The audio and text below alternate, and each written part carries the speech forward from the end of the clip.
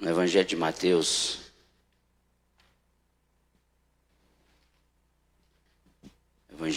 Mateus, capítulo 16.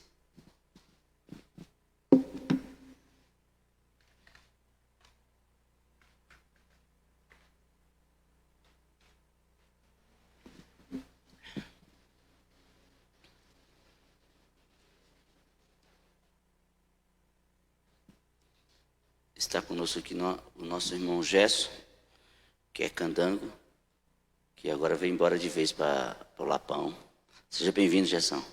Para quem não o conhece, ele é genro da nossa irmã Lindaci, tá certo? Casada com a nossa irmã Patrícia.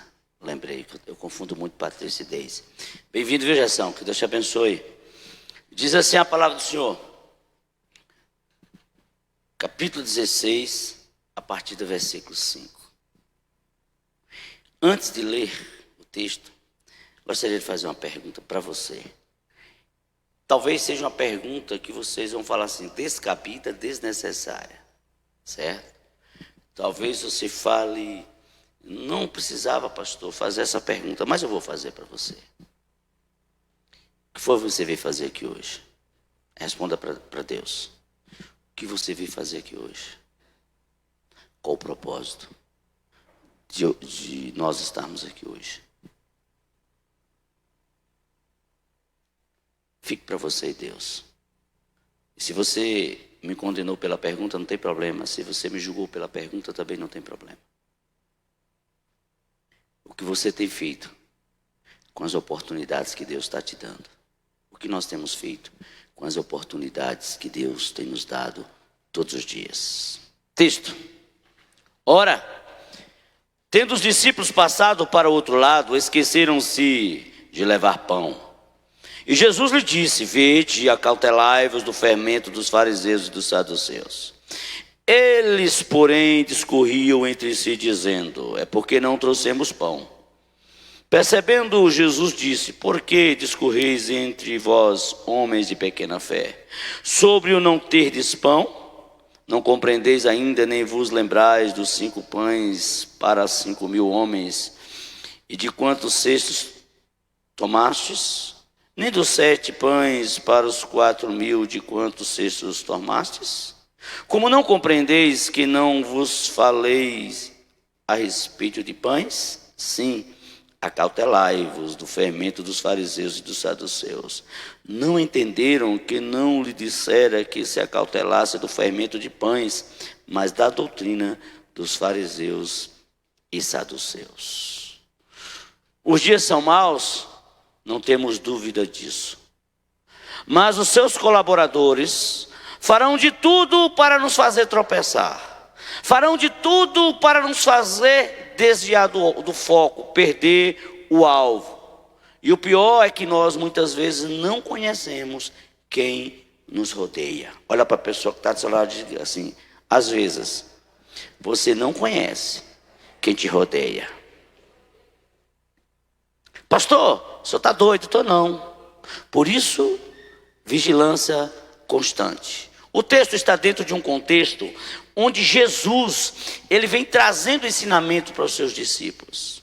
E ele vem tentando alertar os discípulos a não darem brechas. Por quê? Porque havia 2 grupos ali, os fariseus e os saduceus. Quem eram os fariseus? Membros de um dos principais grupos religiosos dos judeus.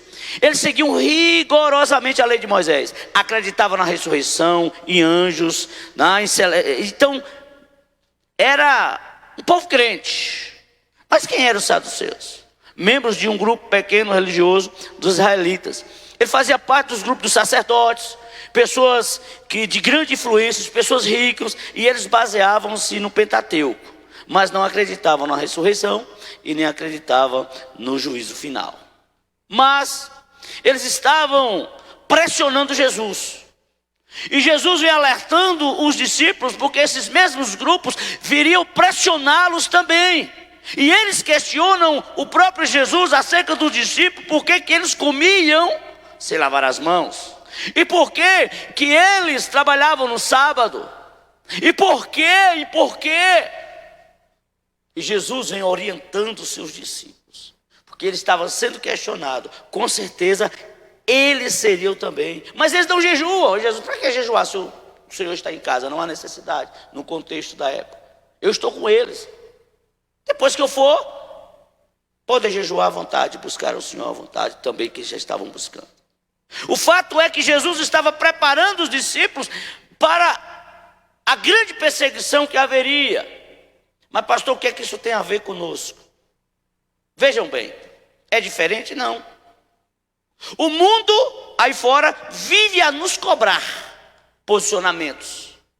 O mundo vive a nos cobrar atitude, mas não para ver em nós melhor a mudança, mas para, no afã de nos acusar e nos julgar. Quais as lições que nós podemos tirar para as nossas vidas nesse texto? Primeira lição, que nós precisamos sermos de fato prevenidos, nos prevenir. Olha o que diz o texto. Ora, tendo os discípulos passado para o outro lado, esqueceram o pão.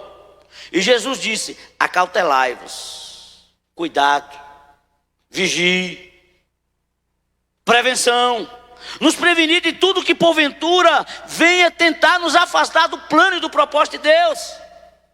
Porque os saduceus e os fariseus estavam tentando tirar a atenção de Jesus, da missão de Jesus, que era salvar a humanidade. E tentando também os discípulos fugir do foco, que era dar continuidade ao ministério de Jesus. E muitas vezes nós não nos acautelamos, não estamos preparados para o dia a dia das lutas, das perseguições, das adversidades da vida. E ele está dizendo: acautelai-vos do fermento dos fariseus, dos saduceus. E Jesus está dizendo: esse fermento não tem nada a ver com fermento de pão, tem a ver com doutrina, tem a ver com comportamento, tem a ver com vida, tem a ver com testemunho. Então atente-se, tome cuidado. E o mundo que nós estamos vivendo é uma bomba relógio, é um fermento só. É um fermento só. Quantas doutrinas doidas tem, queridos? Quantas? Pessoas que eram cristãs, pessoas que defendiam a Bíblia, hoje não defendem mais. Pessoas que defendiam o Evangelho não defendem mais. Tudo virou relativo. Tudo virou relativo. E o pior é que muitas vezes nós cristãos não estamos preocupados com o padrão do mundo, sabia? Por quê, pastor? Porque nós estamos copiando. Nós estamos copiando. Irmãos, prudência, vigilância nunca é demais. É por isso que nós precisamos ser crentes prevenidos, vigilantes constantemente. E Jesus está ensinando para os discípulos: tomem cuidado. Essas pessoas são perigosas. Eles são sorrateiros. Um grupo até crê na ressurreição, um grupo crê até em anjo. Um grupo crê tudo, são crentes. Mas vocês tomem muito cuidado. Eles estão pedindo provas sobre vocês, estão questionando vocês. Eles estão procurando para mim se verdadeiramente vocês são crentes, porque vocês comem sem lavar as mãos. Vocês tomem muito cuidado. Olha, fique atentos. E eu costumo dizer que o povo mais bobinho da face da terra, quem são? Os crentes. A gente confia em tudo. Uma pessoa chega na nossa casa, fala com, já é gente boa, vai na escola, vê alguém, já é amigo. Eu tenho muito amigo. Minhas 40 colegas de sala de aula é tudo amigo meu. É tudo amiga minha, é tudo amigo, tudo amigo. Mas infelizmente, o mundo está de olho em nós. Não é cobrando de nós uma resposta positiva, mas é cobrando para pegar-nos em alguma falha, para nos acusar e nos julgar. Acautelai-vos. Previsão, nunca é demais. A gente precisa ter muito cuidado. A gente precisa realmente, mais do que nunca, nos prevenir de tudo aquilo que não vem de Deus, de tudo aquilo que porventura venha nos afastar da presença de Deus. Amém? Qual é a segunda lição? Veja o texto. Nunca ficar ansioso se Jesus está no controle. Veja o texto. Eu quero que os irmãos leiam o texto, para que se porventura houver algum tipo de dúvida, os irmãos depois anotam no texto e falam: não entendi. É por isso que eu gosto de pregar expositivamente, porque a gente vai para o texto. Veja o que o texto diz. Qual é a segunda lição, irmãos? nunca ficar ansioso se Jesus está no controle. Olha o que diz o texto. O texto é claro, do versículo 5 a 8. Já lemos 5, 6 e 7. Eles, porém, discorriam entre si, dizendo: é porque não trouxemos pão. Percebendo-o, Jesus disse: por que discorreis entre vós, homens de pequena fé, sobre o não terdes pão? Jesus está dizendo para eles: vocês esqueceram. Pronto, acabou. Para com esse negócio. Eu estou com vocês. Eu estou aqui. Calma. Esqueceram do que eu já fiz? Lembra dos pães multiplicados? Calmem. E nós temos o mal terrível de colocar algo nas mãos do Senhor e não descansarmos, continuarmos aflitos, preocupados. E Jesus: por que vocês estão discorrendo, gastando a energia de vocês, porque esqueceram o pão? Não fique ansioso. Sabe por quê? Porque o esquecimento do alimento provocou nos discípulos o quê? Ansiedade, preocupação. E a palavra de Deus diz: não fiqueis ansiosos por coisa alguma, nem por a vez de comer. Em 1 Pedro 5,7 diz: lançando sobre ele toda a vossa ansiedade, porque ele tem cuidado de vós. Mas a gente continua ansioso e preocupado. Ansioso e preocupado. E aí, meu irmão, como é que está? Jesus no controle. É assim que as pessoas falam. Deus no controle, mas a preocupação, perde noite de sono, não consegue dormir, ansioso, preocupado. Mas Deus está no controle. E Jesus chama a atenção dos discípulos, a minha e a sua, na manhã desse dia. Se nós colocamos algo nas mãos do Senhor, descansa. Amém?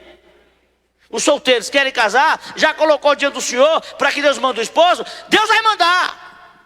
Na hora certa, a esposa, Deus vai mandar. Mas eu vou dizer uma coisa para vocês aqui. Olha aqui para mim, os solteiros, os viúvos, os divorciados, olha aqui para mim. É melhor entrar no céu donzelo. É melhor entrar no céu sem casar do que ir para o inferno arrebanhado de filho.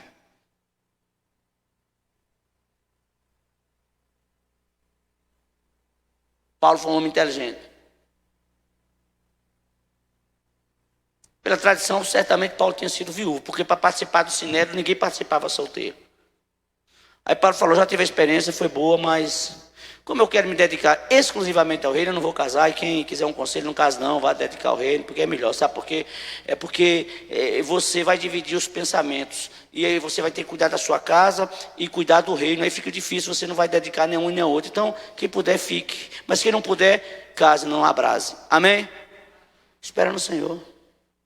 E por não esperar no Senhor, tem muita gente arrebentada. Por não esperar no Senhor, tem muita gente arrebentada emocionalmente. Estão ferido, estão ferida emocionalmente. Arrasado emocionalmente. Então vamos ter cuidado, espere, calma. Colocou na mão do Senhor, descansa. Ah, mas meu filho está na festa, como é que eu vou dormir? Tu ficar acordado vai mudar o quê? Vai mudar o quê? Perder noite de sono, vai ganhar mais ruga. Se mudasse era bom, fica acordado, mas não vai mudar. Não já entregou? Deus, olha, meu filho está me dando trabalho demais, Deus, eu não aguento, mas está nas tuas mãos. Vai dormir. Porque Satanás está destruindo a vida do teu filho e a tua também. E o teu sono, então, vá dormir. Peça a Deus graça. Deus, em paz me deito, logo pego no sono, porque só o Senhor me faz repousar seguro. E o meu filho, Senhor, está nas tuas mãos. Livra das astúcias de Satanás. E vá dormir. Para você no outro dia ter condição de levantar bem para orar, para ler a Bíblia e continuar orando pelo seu filho no nome de Jesus. Amém? Pelo seu marido, pela sua esposa, pela sua família. Não ficar ansioso se nós já colocamos nas mãos do Senhor. O problema é que a gente... Acho que não é da época de vocês são mais civilizados do que eu, mas a gente já brincou muito de pegar uma coisa e tentar dar à criança e tomar. Pirulito, qualquer coisa. Toma! Aí o menino vem e vai para a gente falar assim, não é? A gente faz a mesma coisa com Jesus.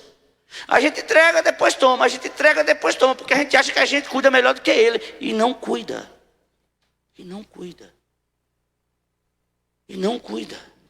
Se Ele está no controle, vamos deixar nas mãos do Senhor. Os discípulos ficaram ansiosos, preocupados, desnecessariamente. É para mim e para você as lições. Quando estamos com o Senhor e entregamos algo nas mãos do Senhor, nós precisamos fazer como o salmista. Entrega, descansa, espera e deixa o resto com o Senhor. E o mais Ele?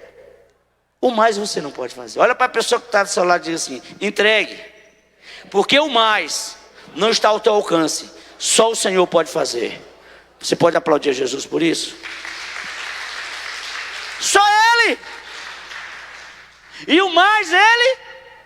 Sabe por que o texto está dizendo isso, presbítero Michel? Porque o mais você não pode fazer, eu não posso fazer. Entrega o teu caminho ao Senhor, confia nele. E o mais está dizendo o impossível, o complicado, o difícil, o que tem provocado ansiedade na minha vida, o que tem tirado o meu sossego. Eu não posso fazer, por isso deixa Ele fazer.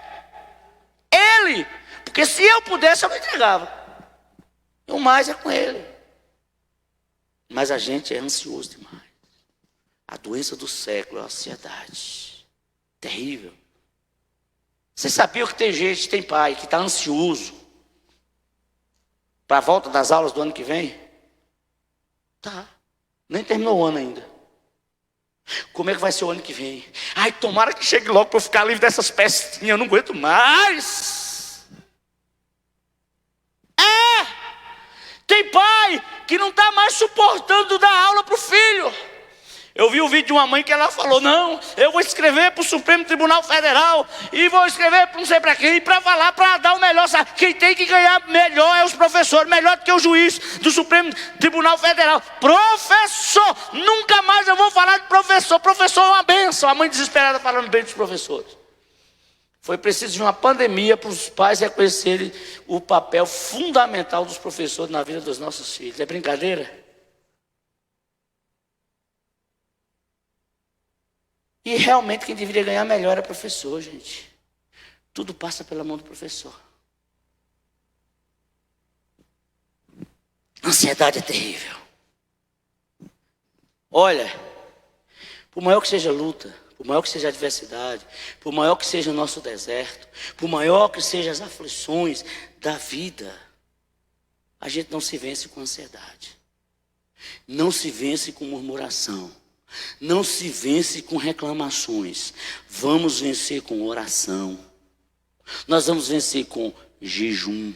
Nós vamos vencer na palavra, confiando, esperando no Senhor. Porque Ele vai agir. Ele tem o controle de todas as coisas. E Ele sabe o que é necessário para cada um de nós. Amém? Terceira lição. O que eu aprendo nesse texto? Versículo 9 e 10. Não compreendeis ainda, nem vos lembrais dos 5 pães para 5.000 homens? E de quantos cestos tomaste?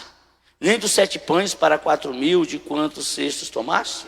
Terceira lição que eu aprendo nesse texto: nunca nos esquecermos e trazer à memória o que Jesus já fez e pode fazer. Amém? Nunca esqueça do que Jesus já fez. Traga à memória o que Ele já fez, o que Ele vai fazer, o que Ele pode fazer na minha e na sua vida. O Senhor está chamando a atenção dos discípulos: mas rapaz, vocês andam comigo, estão comigo, está vendo o que eu posso fazer, o que eu tenho feito, e vocês estão preocupados porque esqueceu o pão? Acordem! Lembra? No contexto judaico, mulher não era contada e nem criança. A Bíblia diz que na primeira multiplicação foram 5.000 pessoas, 5.000 homens. Aí você multiplica por 3 aí quantas pessoas comeram. Coloca aí a mulher e mais uma criança. Mas no contexto da época tinha casal que tinha 10 filhos, 15 filhos. Igual lá nós na Paraíba era logo de 10, de ruma, de 15, de 20. Tinha uma vizinha nossa lá que ela só contava os filhos na hora do jantar. 14 filhos. Aí pai brincava com o vizinho lá, falava: rapaz, uma roça de feijão é um arraso. E era mesmo, tudo trabalhador. Era dormir a gente na cozinha, dormia a gente amontoado no quarto, a gente amontoado na sala. Era um negócio. E Jesus alimentou. E Jesus providenciou. E Jesus está falando para os discípulos: ei, não esqueça. Acordem para a realidade da vida. A multidão faminta foi saciada. E vocês não podem ser saciados. Vocês sabem qual é o povo de memória mais curta no mundo?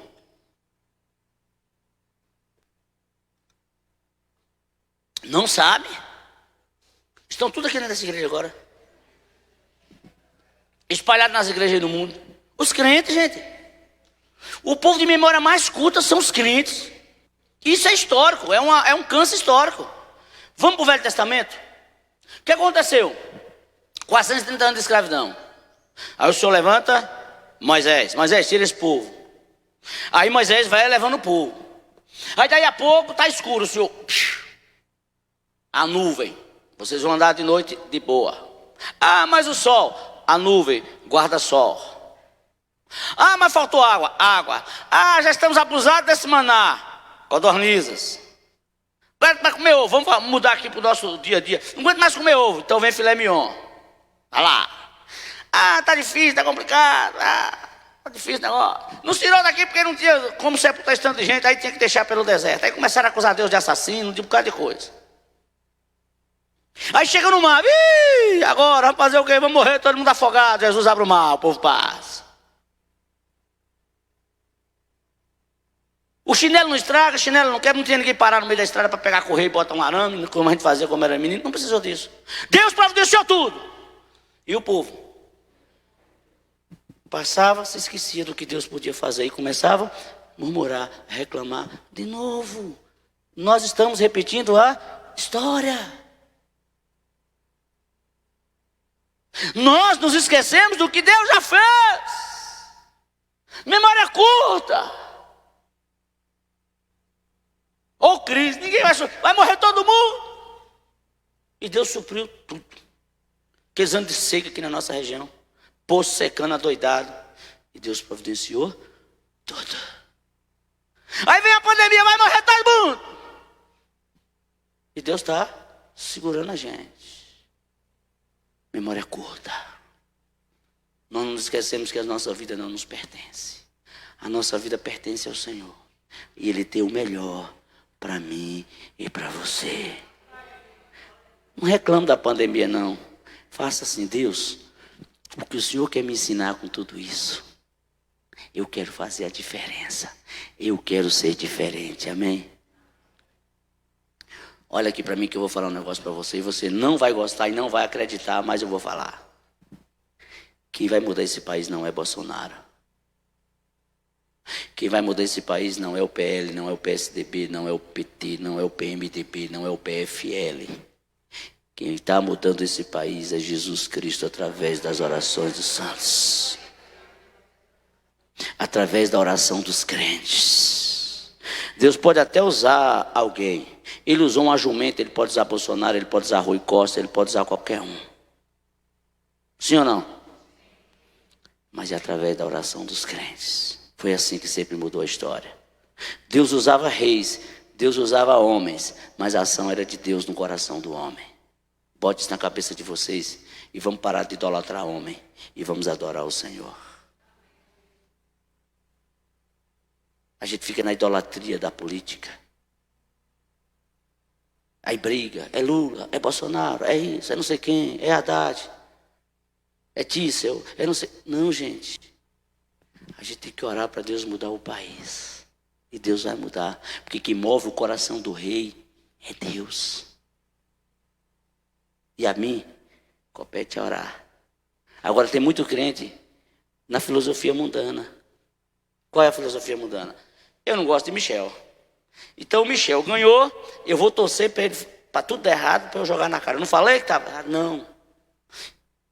Independente de quem vai assumir governo, estado, prefeitura, presidência, o papel da igreja é orar pelas autoridades, amém? Acabou. Orar pelas autoridades. Porque se a gente orar e Deus abençoar e ele der certo, vai dar certo para todo mundo. É como aquela ilustração que eu contei aqui a semana passada, parece, do avião. Eu não fui com a cara do piloto, então eu vou torcer para o piloto pilotar mal o avião, para o avião cair, aí tu vai morrer. Então não, eu vou torcer para o piloto, embora eu não gostei dele, ele vai pilotar bem a aeronave, para quando chegar e pousar, eu ficar bem. Mesma coisa são os governantes, independente de você ter votado ou não, a gente ora para que Deus abençoe, para que governe bem, para que a gente também se dê bem, amém? Mas a gente tem aquela política do quanto pior, melhor, ou do torcer para dar errado. Não faça isso. Em nenhuma área da nossa vida. Tomara que ele se arrependa. Tomara bem. Não, não é assim. A postura da igreja precisa ser uma postura diferente. Porque na vida da igreja nada vai mudar. Porque quem conduz a igreja é Cristo. Quem converte alma é o Espírito Santo. Quem restaura casamento é o Espírito Santo. Quem liberta drogado é o Espírito Santo.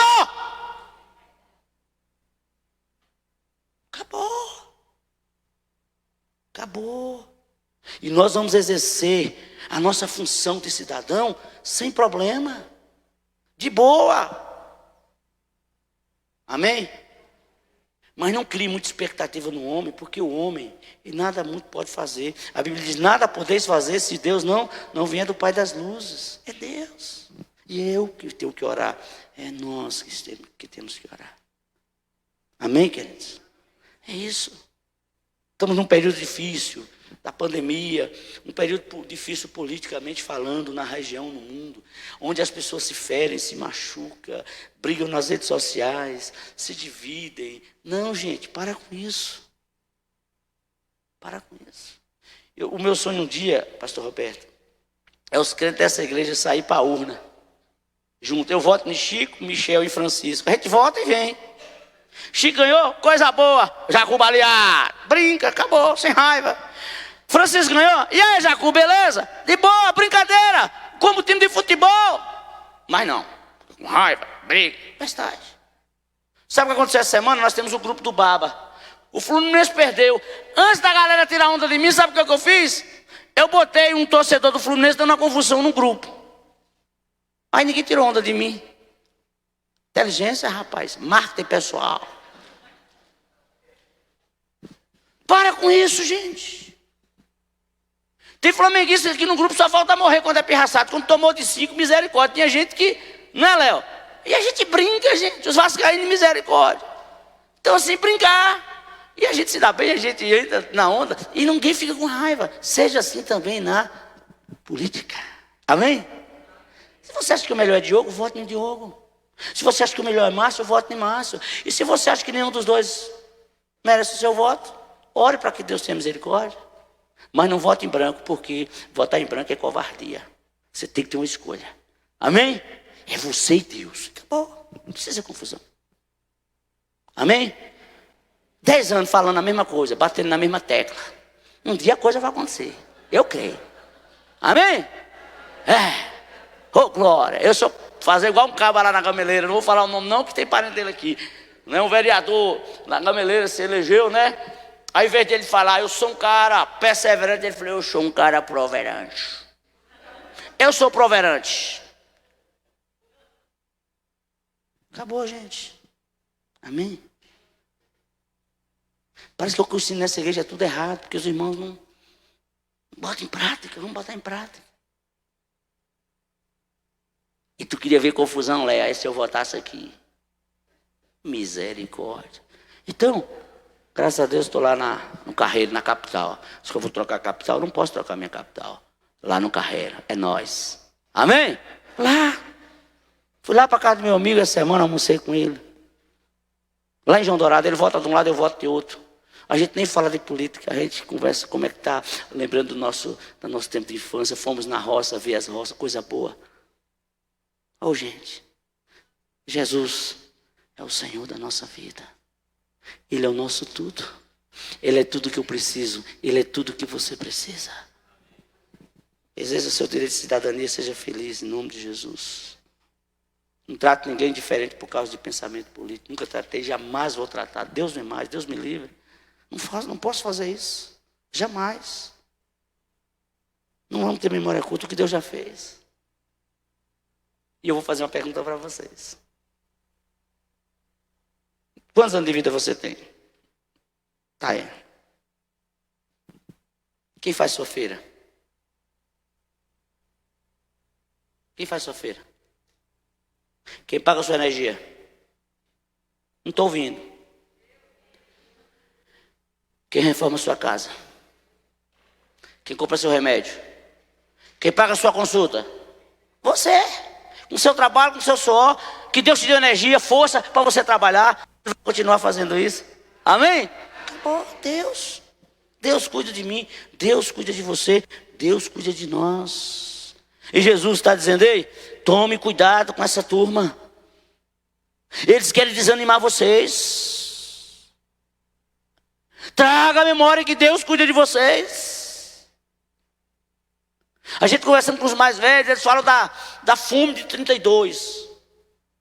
Eu só era projeto no coração de Deus. 32. E o povo suportou a seca de 32. Aí veio o Terba em 75, 76. Eu me lembro que eu era moleque velho, eu ia mais pai. Puder fazer, pai ia fazer estrada, ia ficar. E Deus sustentou todo mundo. E veio as crises, Deus sustentando. Aí veio a pandemia e Deus está sustentando. E vai passar a pandemia. E vai vir outros momentos difíceis. Aí vocês falam: misericórdia, pastor, mas Deus vai continuar cuidando. Acabou. É assim. Deus cuida. Ele exorta: não desanime. Ele diz: olha, vocês precisam ter cuidado com esse ceticismo dos saduceus, dos fariseus. Vocês tomem cuidado. E com a gente não é diferente. Quer ver uma coisa?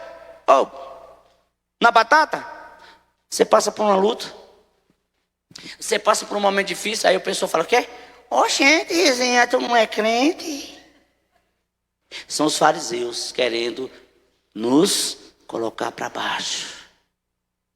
Aí passa uma crise financeira e fala: gente, Rosana, tu não é crente? Cadê a prosperidade?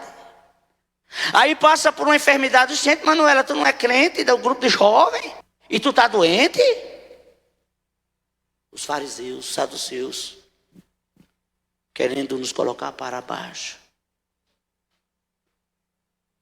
Eles cobraram de Jesus porque os discípulos comiam sem lavar as mãos. Nos nossos dias não são diferentes, vão cobrar de nós. Mas você não é crente? Como é que você está chateado com seu marido? E você está chateado com a sua mulher? Uai! O homem não casou com uma anja. A única mulher que casou com um anjo dessa igreja foi Márcia. Só Márcia casou com um anjo. O resto não, casou com um homem normal. Luta, deserto, todo mundo passa, só ela sabe o anjo que ela casou. Ei, irmãos, que é isso? Luta, deserto, dificuldade, todos passam. Mas Deus vai nos dar vitória. Acautelável, tenha cuidado, não esqueça do que Deus já fez. E do que Deus pode fazer, gente. Você ficou chateado com seu marido, com sua esposa, deu vontade de você olhar na garganta dele, enforcar. Aí o Espírito Santo lhe toca e fala: não, libera o perdão. Aí você superou aquela crise. Aí veio outra crise, você superou. Veio outra adversidade, você superou. Daí a pouco está passando por uma luta, Deus vai te dar vitória de novo. Não desista. Tem marido que já quis mandar a mulher para a lua, e a mulher mandar o marido para o sol. Qual é o problema? Isso aqui é amor, rapaz. Vai esquentar a cabeçorinha. Mas isso é normal, gente, relacionamento, gente. Eu vou confessar um pecado aqui. Meu Deus, em rede nacional. Pastor, o senhor já teve vontade de bater no crente? Meu Deus do céu, quantas vezes? Bestagem. Mas nunca bati. Já deu vontade de pegar e ir nas orelhas e falar assim: meu irmão, abre essa cabeça já. Mas eu nunca fiz. Aí eu olhei os cururu: meu irmão, não é assim, é por aqui e tal. Tome cuidado. Entendeu? Gente. O grande mal da gente é que a gente tem memória curta. E muitas vezes nós somos fariseus hipócritas. Acha que a gente não passa, a gente passa por problema, todo mundo passa. Ninguém está isento da luta. Mas Deus está no controle e Ele vai resolver com a gente. É isso. Agradeça a Deus por ter casado com um anjo, mulher. Humilde. Irmãos, é assim. Vão querer nos pressionar. Sabe por que isso, Vitória? Para trazer dúvida na nossa fé. para trazer dúvida na nossa com Deus, e nós não podemos permitir que isso aconteça no nome de Jesus. Ai, irmãos, Jesus está falando aí, tome cuidado. E por último, o que eu aprendo nesse texto, que precisamos ter discernimento e sabedoria no contexto que estamos vivendo. Nós precisamos ter discernimento e sabedoria no contexto que nós estamos vivendo. Veja o texto, versículo 12. Diz assim a palavra de Deus: então entenderam que não lhes dissera que se acautelasse do fermento de pães, mas de quê? Da doutrina dos fariseus e saduceus. Jesus está chamando a atenção dos discípulos para ter discernimento, sabedoria. Veja bem, Jesus estava ligado em tudo que o cercava, que o rodeava. E Jesus estava discipulando e treinando os discípulos. Então qualquer coisa que Jesus percebia, ele alertava os discípulos. Coisa que muitas vezes nós não fazemos. Nós estamos dando continuidade ao ministério de Jesus. Quando a gente percebe alguma coisa no irmão, numa irmã, muitas vezes a gente não exorta, não orienta. Mas também tem o outro lado. Muitas vezes quando a gente vai orientar, já está de sua conta, a vida é minha, eu faço o que eu quero, porque eu já ouvi essa. Eu já ouvi pastor muita coisa, vocês estão fora. Pastor engole sapo, pururu, cobra, cascavel, sucuri. De for orientar um jovem, ele fala: a vida é minha. Quem paga minhas contas é meu pai. O que é que o senhor tem a ver com isso? Nesse dia deu vontade de eu dar um murro, mas eu não dei. Nesse dia deu vontade de eu tirar o cinto e dar uma surra, mas eu não dei. Porque a resposta dele é reflexo do pai e da mãe, da criação que ele teve. Mas quando quebra a cara, a primeira pessoa que faz aqui: ô pastor. Aí o pastor está lá: pois não, estamos aqui. Às vezes dá vontade de falar: oxe, vai se virar para lá, rapaz, o problema é teu, eu quero ver com isso não. Mas a gente não fala. Sabedoria, discernimento no contexto que nós estamos vivendo. E o Senhor está falando aí, ó, eles são céticos, eles não acreditam em mim. Eles estão lutando contra o Evangelho. Eles estão indo contra a cruz de Cristo. Eles estão envenenados pelo veneno do inferno. Eles querem destruir vocês. Caia fora. O fermento é a prática de vida deles, é a doutrina herética deles. É a falta de ética, é a falta de moral, é a falta da minha palavra, é o desprezo. Olha, tome cuidado com esse povo. Ele só está dizendo isso, orientando. Aí Jesus está dizendo: olha, se você for olhar o contexto histórico, os saduceus e os fariseus não se davam bem. Eles não se davam bem, eles não se uniam. Mas nesse contexto, eles se uniram para destruir Jesus. Inimigos se unem para te destruir. Bote isso na sua cabeça. Pessoas se unem para destruir o teu casamento, a tua família, o teu lar, o teu comércio, a tua vida, o teu relacionamento, a tua vida. Eles se uniram para destruir Jesus. E Jesus está alertando os discípulos. E está alertando a igreja de Lapão: tome cuidado.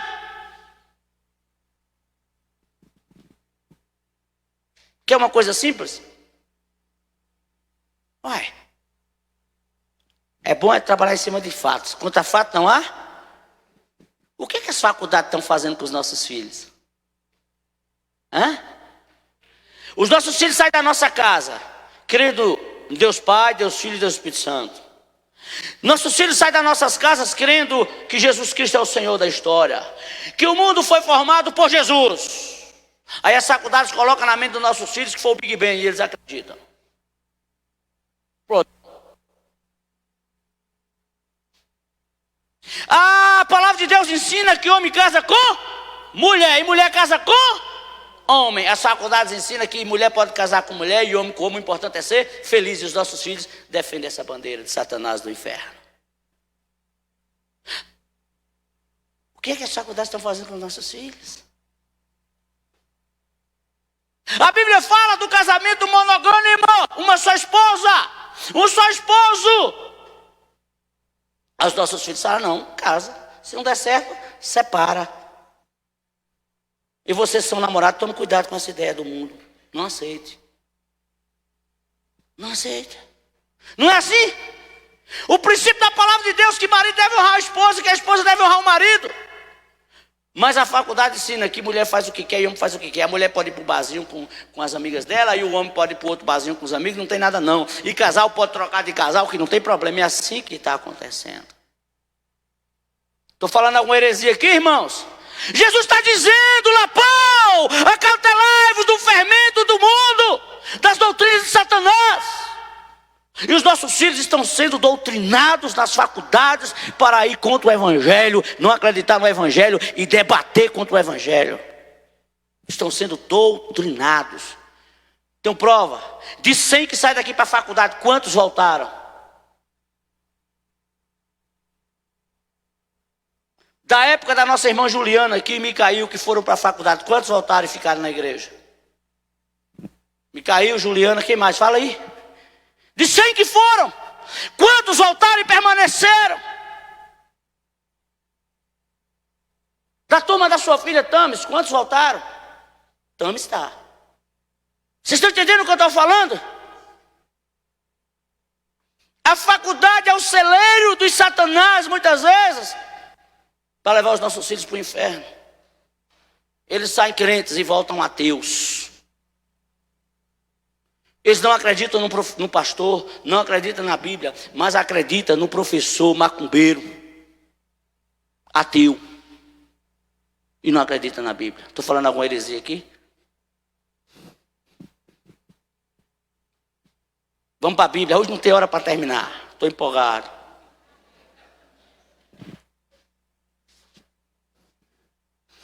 Vamos para a Bíblia, abra sua Bíblia, Romanos 1. Veja o que está acontecendo. Seu pastor Bira. E hoje eu estou me segurando para falar bem tranquilo. Para não dizer que eu estou bravo. Não. Michel, estou me tratando, Michel. Eita, coisa difícil, Jesus. E Mauro fica rindo porque não é tu, rapaz. Bira meio assim, aí Bira está se controlando, se contorcendo. Veja bem.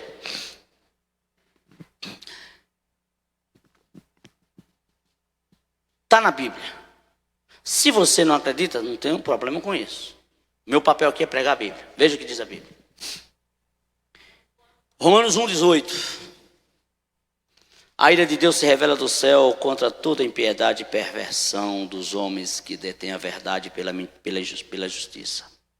Porquanto que Deus se pode conhecer manifesto entre eles, porque Deus lhe manifestou. Porque os atributos, o que Roberto falou, invisíveis de Deus, assim o seu eterno poder, como também sua própria divindade, claramente se reconhece desde o princípio, quando sendo percebidos por meio das coisas que foram criadas.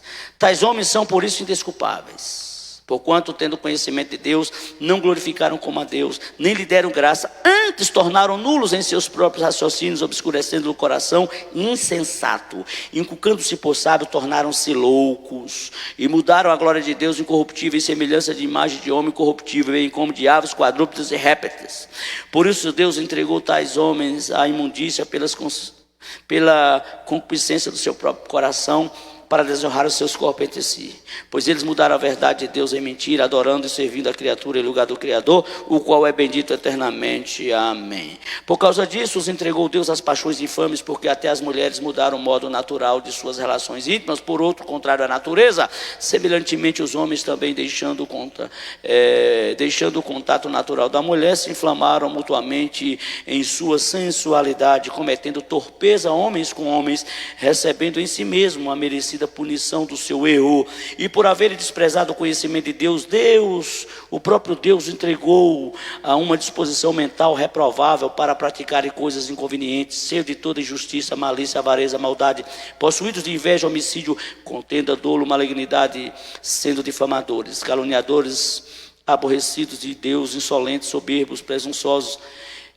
inventores de males, desobedientes aos pais, insensatos, pérfidos, sem afeição natural, sem misericórdia.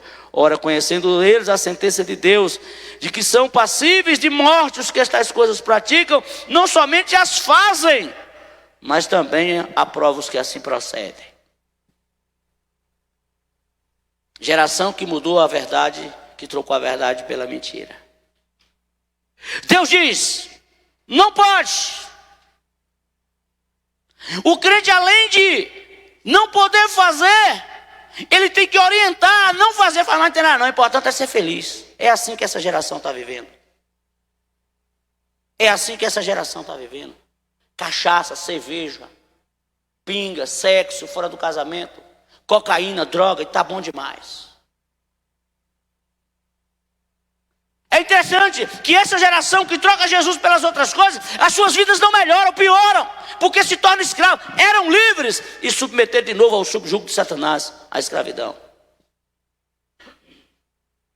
É isso que está acontecendo com os nossos filhos, com os nossos netos, sobrinhos, a família, sim ou não?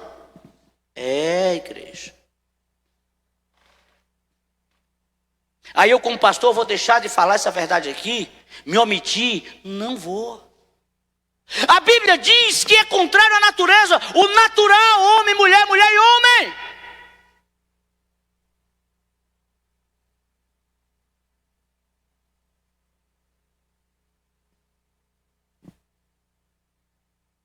Ciência nenhuma pode dar sequência à continuidade da humanidade. Cirurgia nenhuma. Suponhamos que não existam mais casamentos bíblicos e o mundo vai se acabar por si só e não vai mais existir mundo. Porque por maior que sejam os cirurgiões, mude os órgãos genitais do homem e da mulher, ele nunca vai poder produzir, procriar. Porque jamais o óvulo vai ser encontrado no homem. Jamais o espermatozoide vai ser encontrado na mulher para fecundação. Tem que ser do jeito que Deus fez. E a igreja não pode se calar. Pastor, isso é preconceito, homofobia. Não tem nada a ver com preconceito, homofobia, tem a ver com Bíblia. As pessoas falam, esses crentes não tem crentofobia não, né? Mas se pregar a verdade, aí já não tem nada a ver. Eu respeito o ser humano, a opção que ele quiser escolher, é problema dele. Agora, me obrigar a concordar, não posso. Respeitar, não difamar. Agora, obrigado a aceitar, eu nunca vou aceitar. Você vai ser preso, vou ser preso sem problema nenhum. Mas não vou negociar a palavra de Deus. Porque para essa palavra chegar até mim, até vocês, muitos morreram.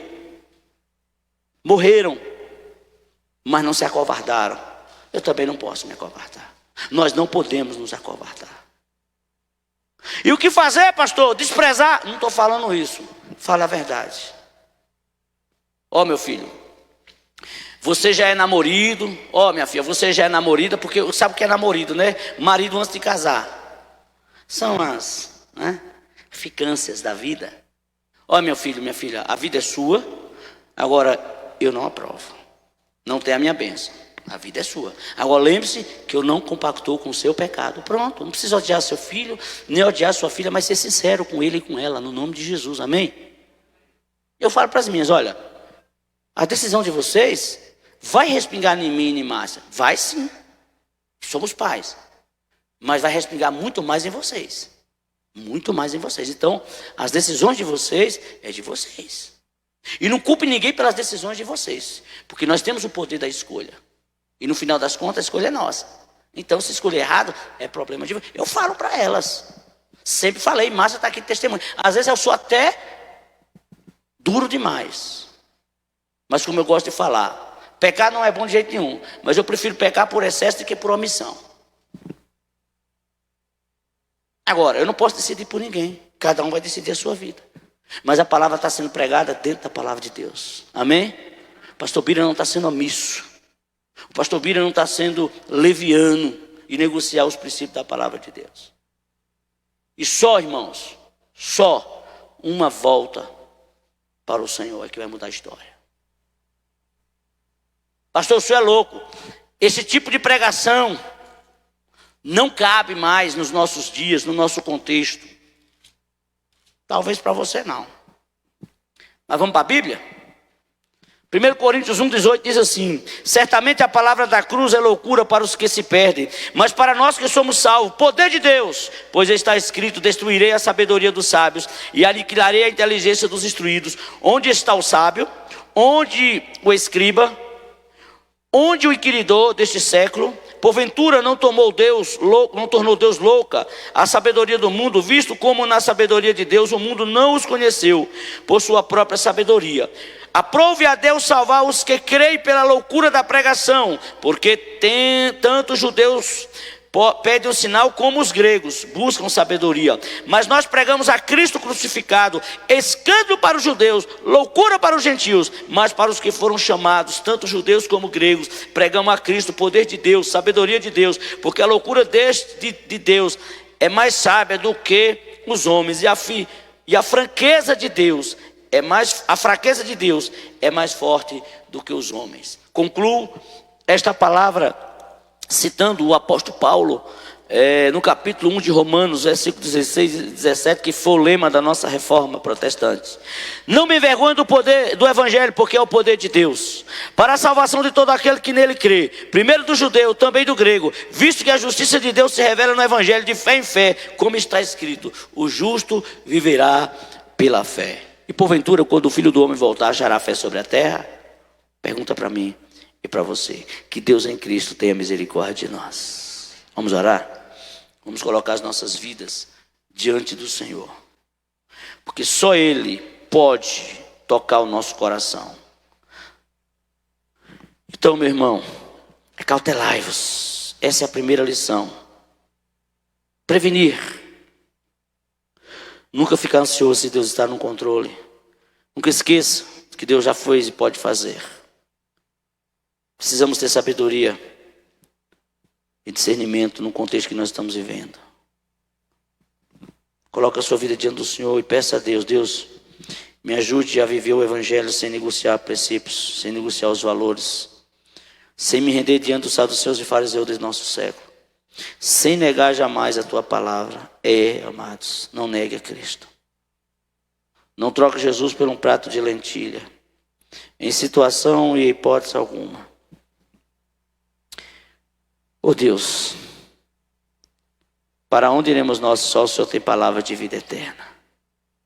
Apresentamos-nos, Deus, diante do Senhor e te pedimos que o Senhor nos ajude, nos dê sabedoria, nos dê discernimento, nos dê firmeza de ânimo, de fé, de esperança no Senhor. Firmeza doutrinária, firmeza bíblica na oração. Não permitas que vacilemos, ó Deus, tenha misericórdia de nós. Abençoa as crianças dessa igreja, os adolescentes, os jovens, as senhoras, os senhores, todos que fazem parte, a mocidade. Deus, que possamos ser fortalecidos no Senhor e na força do teu poder, e que nada nos tire do alvo que é o Senhor, no nome de Jesus.